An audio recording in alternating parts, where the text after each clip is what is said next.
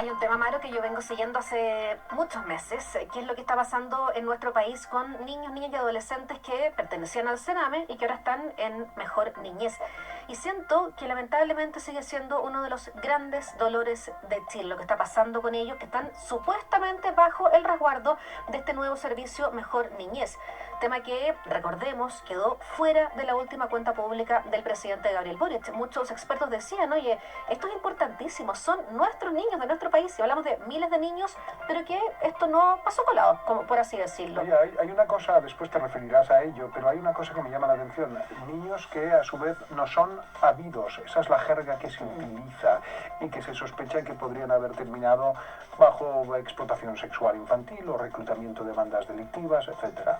Claro, sí, lo que pasa es que, a ver, en mayo se publicaba un informe que hablaba de un 40% de hacinamiento de los hogares. Una situación crítica por la que estaban atravesando las residencias. Hay trabajadores que se han ido a paro, niños que están esperando ser trasladados a algunas de estas residencias, muchas de las cuales han debido cerrar, lo hemos conversado aquí en el programa. Y ahora lo que tú dices, se revela por parte de la Corte Suprema que 225 menores a cargo del servicio estuvieron desaparecidos y con orden de búsqueda. Esto en el 2023. Marcelo Sánchez es gerente general de la Fundación San Carlos de Maipo, trabaja hace años con niños, niñas y adolescentes, dio cuenta de los datos entregados por el máximo tribunal y él detallaba que en septiembre del año pasado el 6% de los niños que deberían haber estado en el servicio no estaban.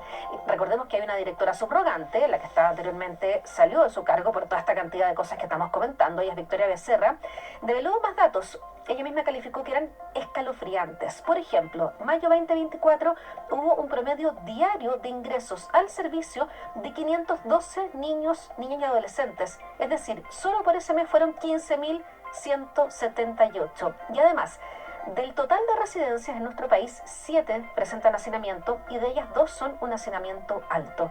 ¿Por qué esta crisis permanente? Y lo que yo creo es que esto no es prioridad para el gobierno. Ya lo decía, no fue tema de la última cuenta pública del presidente Gabriel Boric. No fue tema de campaña, sin embargo. Fue tema de campaña, también lo fue entonces para el presidente Sebastián Piñera, pero hoy día uno ve que no es prioridad. Hay una descoordinación estatal, se reacciona tarde, se publica una noticia, se hace un anuncio. ¿Qué se puede hacer? Vamos a escuchar lo que dijo justamente Marcelo Sánchez de la Fundación San Carlos de Maipo.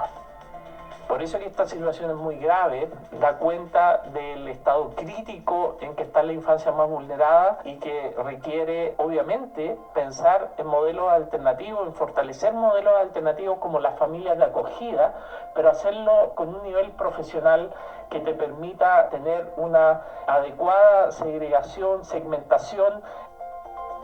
Hay entonces un tema interesante que plantea Marcelo Sánchez, el de potenciar a las familias de acogida, que sería una de las soluciones para enfrentar esta grave crisis. Y lo otro, esta semana se supo que una directora de un hogar colaborador de Mejor Niñez fue detenida porque no quiso recibir a una menor agresora. ¿Te acuerdas de esta ley 80 bis que comentábamos que obliga a las fundaciones a recibir a niños, pese a que da lo mismo el perfil de los niños, da lo mismo nada, aunque no haya cupo, hay que recibirlos? Bueno, esta es la Fundación Paicaví, que asegura que la niña de 13 años había agredido con un arma blanca a otra residente del hogar y por eso la directora no quiso recibirla para poner en riesgo a otra menor.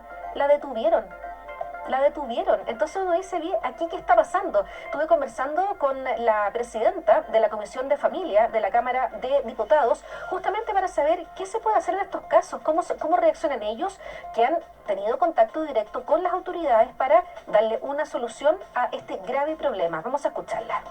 Esto es muy grave e inaceptable.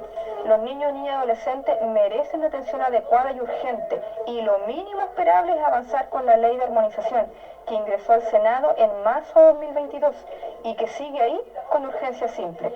Acá se necesita mayor compromiso de todos los ministerios y organismos del Estado, además de seguir con nuestro rol fiscalizador. Ahí están las palabras de Francesca Muñoz, que, como decíamos, es la presidenta de la Comisión de Familia de la Cámara de Diputados. A mí me da un poco de impotencia esto, porque, como decía, lo he llevado reporteando hace mucho tiempo. Y cada vez está peor, ni siquiera hemos mejorado, más hacinamiento, más residencias que cierran, más niños sin tener un lugar donde llegar, todas estas situaciones del 80 bis, entre otros, y ahora lo que comentábamos por último de la Corte Suprema, sí, 225 menores desaparecidos y con orden de búsqueda.